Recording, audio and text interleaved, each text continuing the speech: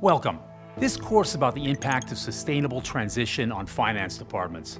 Because there's a cost to climate change. As much as $24 trillion in global asset value could be wiped off the books by the end of the century if we do nothing. But there are also costs related to doing something. Costs related to preparing for known crises such as hurricanes or fires or flooding. Costs related to making long-term changes to reach the Paris Agreement goals, such as making your supply chain more sustainable, perhaps changing your source of energy. This could even mean overhauling your entire business model. Then, there's paying the bills for all these far-reaching plans, which can be hard to calculate and even harder to explain. I mean, who's going to lend you the money to protect against reaching a yet unknown environmental tipping point? And that's what we're going to discuss in this module for the finance department and the CFO. To start with, let's look at an example. The extreme weather in Texas in February 2021. You probably saw it. Tons of snow and temperatures 30 degrees Celsius colder than average. As the temperatures in Texas plunged and residents turned up the heat, the state's power grid collapsed, plunging millions across the state into darkness without heat or hot water for a week. More than 100 people died. Most of them literally froze to death in a state that's one of the world's energy capitals. And there's also the financial cost of it all.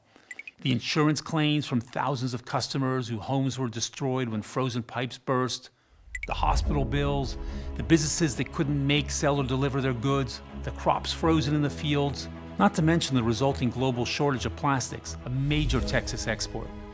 Then there's the utility company itself, hit with government investigations, legal actions, and the cost of repairing and finally weatherproofing the state's energy grid. Being unprepared for and responding inadequately to extreme weather events can cost as much as going bankrupt.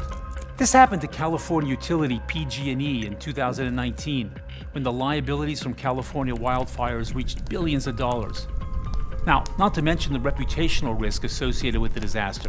Now, could the Texas utility have been better prepared for weather that hadn't been seen in Houston since Valentine's Day, 1895? Well, the Houston suburb of Kingwood was. Following the devastation of Hurricane Harvey in 2017, the residents decided not just to repair their infrastructure, but to go one step further and weatherproof it.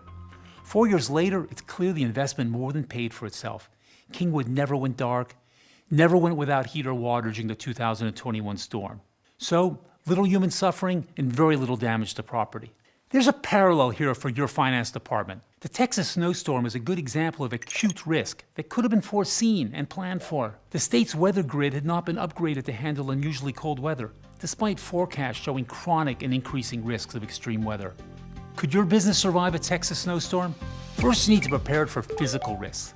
They can be acute risks when they are event-driven, that's a flood, a hurricane, a cold wave, or chronic risks, such as the gradual rising of temperatures, or soils becoming increasingly dry and eroded. But there's also another type of risk linked to how society is changing.